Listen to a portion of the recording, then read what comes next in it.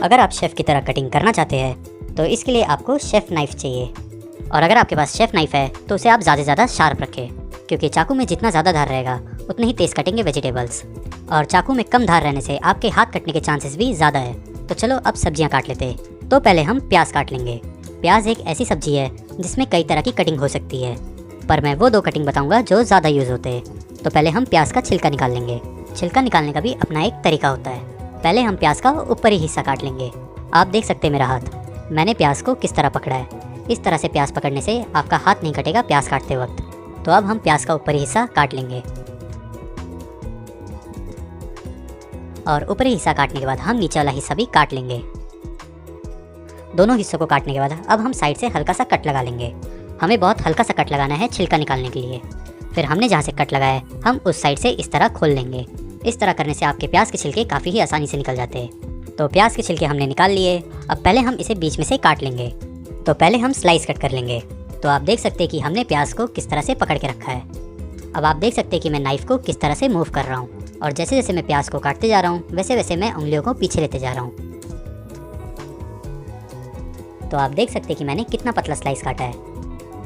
अब मैं प्याज को बारीक काटूंगा। तो प्याज को बारीक काटने के 2 तरीके हैं, जिसमें से एक तरीका ये है, मैं प्याज काट तो रहा हूँ लेकिन मैंने उसे नीचे तक नहीं काटा है। आप देख सकते हैं कि प्याज कटे हैं लेकिन ये नीचे से अलग नहीं हुए। हमें प्याज को बारीक काटने के लिए पहले इसी तरह काटना होगा।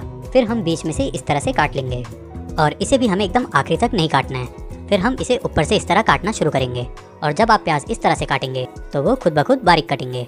ये ट्रिक अक्सर लोग शुरुआत में यूज़ करते हैं, पर अब जो मैं आपको ट्रिक बताऊंगा वैसे होटल या रेस्टोरेंट में काटा जाता है। तो पहले हमें प्याज को इस तरह से खड़ा कर देना होगा। फिर पहले हम इसे साइड से काट लेंगे।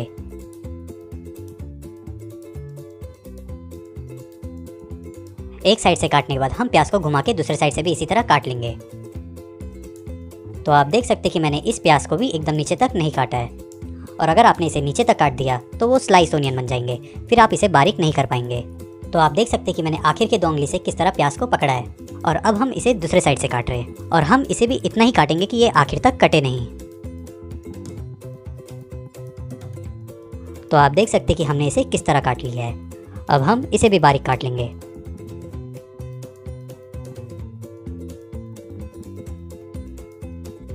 लोगों को अक्सर नूडल्स के लिए बंद गोभी काटने में थोड़ा सा प्रॉब्लम होता है, तो आज मैं आपको बताऊंगा कि नूडल्स के लिए बंद गोभी कैसे काटे। तो पहले हम गोभी को बीच में से आधा कर देंगे।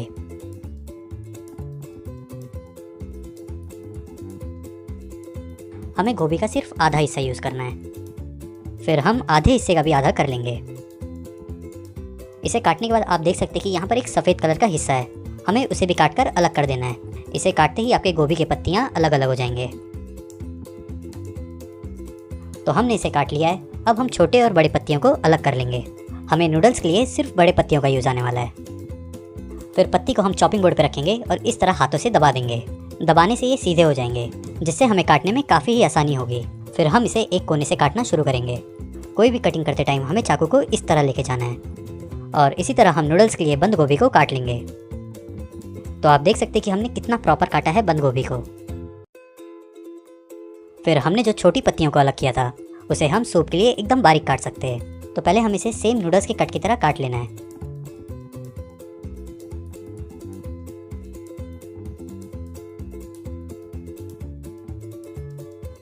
तो पहले हमने इसे नूडल्स की तरह काट लिया है।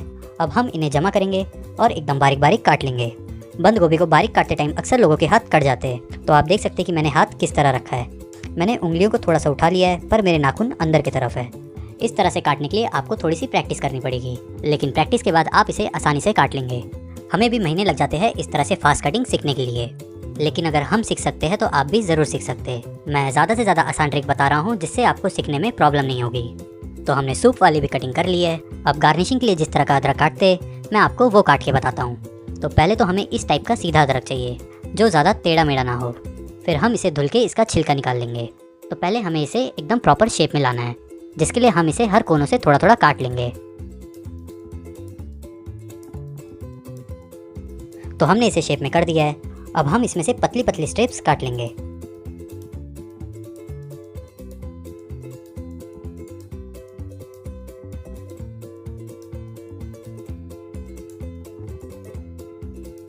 तो हमने पतले स्ट्रिप्स काट लिए हैं।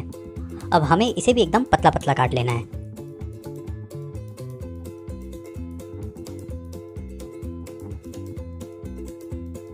आप देख सकते हैं कि हमने इसे कितना पतला पतला काट लिया है। अक्सर इसी तरह के कटे हुए अदरक इंडियन ग्रेवी में गार्निश के लिए यूज़ होते हैं। और आखिर में हम काट लेंगे हरी मिर्च। हमने यहाँ 5 हरी मिर्च ली है और 5 की 5 हरी मिर्च को हम एक साथ एकदम बारीक काटेंगे।